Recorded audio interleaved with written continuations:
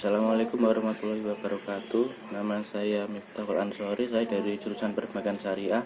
Di sini saya akan mencoba mempresentasikan tentang laporan praktik pengalaman lapangan, yaitu yang berjudul faktor-faktor yang mempengaruhi penjualan produk UMKM UD Krupuk Rejo terhadap konsumen dan segmentasi pasar di wilayah Tulungagung. Nah, langsung saja. Yang pertama mengenai profil lembaga, yaitu lembaga yang bernama UD Krupuk Rejo tersebut berada di daerah Desa Tanggulangin RT 4 RW 2 Desa Tanjung Sari, Kecamatan Boyolali, Kabupaten Tulungagung. Nah, untuk sejarah berdirinya UD Krupuk Rejo, yaitu Krupuk Rejo mulai didirikan di Tulungagung pada akhir tahun 1995. Pada awal berdiri, produksi ini hanya memiliki tenaga kerja sebanyak 6 orang. Pemilik produksi ini bukan penduduk asli dari Kabupaten Tulungagung, melainkan penduduk dari Provinsi Jawa Barat yang merantau ke wilayah Tulungagung. Nah, untuk pemilik UD Krupuk Rejo sendiri adalah Bapak Sugiri. Beliau mengawali usaha ini dengan merantau ke wilayah Kabupaten Tulungagung. Beliau belajar memproduksi kerupuk ini dari saudara beliau yang lebih dulu membuka usaha di wilayah Semarang, Jawa Tengah. Sama seperti usaha lainnya, produksi ini mengalami banyak kendala dalam perkembangannya. Sebagai contoh, pada saat krisis moneter, UMKM ini mengalami permasalahan sehingga jumlah tenaga kerja yang telah mencapai 40 orang namun berkurang hingga menjadi 6 orang. Namun dengan kegigihan Bapak Sugiri, akhirnya beliau tetap bertahan hingga sekarang. Untuk letak geografis objek penelitian, letak Krupuk Rejo ialah di Dusun Tanggulangin RT 4 RW 2 Desa Tanjung Sari, Kecamatan Boyolali, Kabupaten Tulungagung. Untuk visi misi UD Krupuk Rejo yaitu untuk visi meningkatkan pendapatan keluarga serta menciptakan lapangan pekerjaan bagi warga sekitar. Untuk misinya meningkatkan pendapatan keluarga dengan cara bekerja, meningkatkan kualitas produk kerupuk, memacu kreativitas dan aktivitas penjualan kerupuk, memproduksi produk kerupuk yang dapat dipercaya, mendorong berkembangnya ekonomi kreatif dari sektor usaha kecil menengah. Nah, untuk struktur organisasi UD Krupuk Rejo, dalam menjalankan usaha ini, pemilik usaha memiliki karyawan sebanyak 59. Dalam melaksanakan usahanya, untuk bagian produksi 22 orang laki-laki, bagian pemasaran 36 orang laki-laki, dan bagian konsumsi dan 1 orang perempuan. Terus kemudian permasalahan di lapangan. UD Krupuk Rejo merupakan UMKM yang bergerak dalam bidang pembuatan makanan ringan, yang mana di dalamnya terdapat kegiatan produksi dan distribusi penjualan.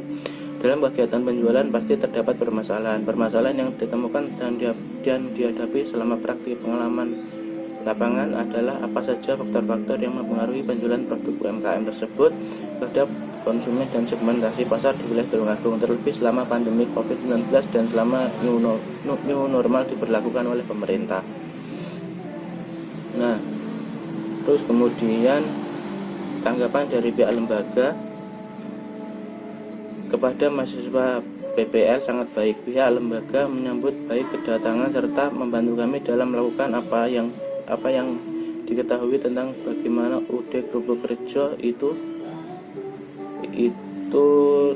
dapat menjual produknya, terlebih dalam masa pandemi ini dan pada era new normal. Nah, yang selanjutnya yaitu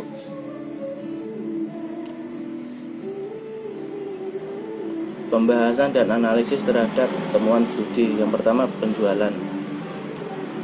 Penjualan adalah sistem keseluruhan dari kegiatan usaha yang ditunjukkan untuk merencanakan, menentukan harga, mempromosikan dan mendistribusikan harga barang, jasa, ide pada pasar sasaran agar dapat mencapai tujuan organisasi.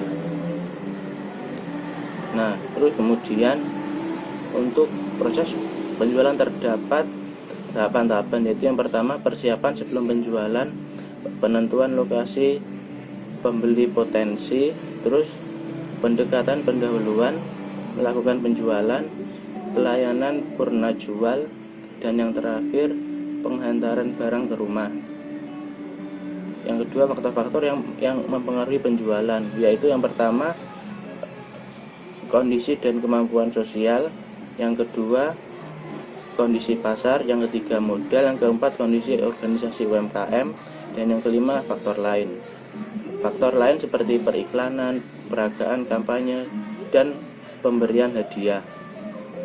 Nah, terus kemudian masuk ke permasalahan dalam PPL-nya, yaitu penjualan produk UMKM UD Purwokerto terhadap konsumen dan segmentasi pasar di wilayah Tulungagung.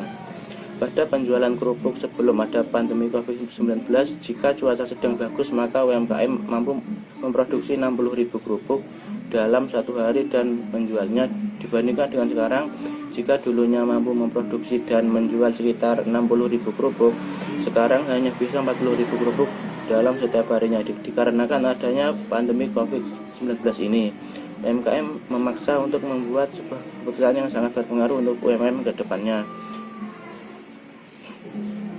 Terus kemudian penjualan kerupuk kerja pada masa new normal. Jika sebelum adanya pandemi COVID-19, kerupuk kerja mampu memproduksi dan menjual kerupuk perharinya lebih dari 60.000 kerupuk siap goreng jika cuaca sedang bagus dan mampu menembus pasar di daerah tetangga kota Tulungagung seperti Trenggalek, Nganjuk, Blitar, dan hampir mendekati kota Malang.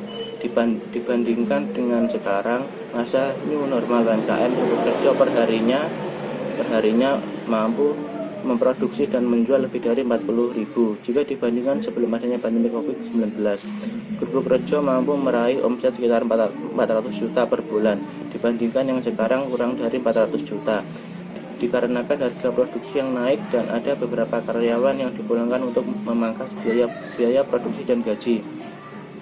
Meskipun mengalami penurunan penjualan, tetapi kerupuk kerja masih mampu bersaing dan memasarkan kerupuk di luar kota Tulungagung meskipun tidak sebanyak dan seramai sebelum adanya pandemi COVID-19.